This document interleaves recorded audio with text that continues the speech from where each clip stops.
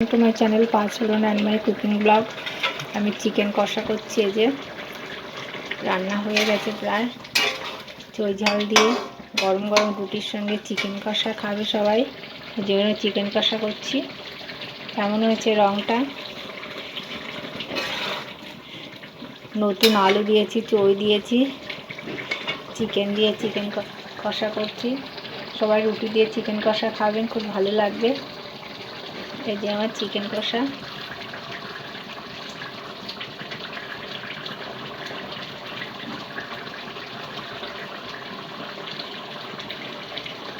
শীতের একটা দারুণ খাবার রুটির সঙ্গে।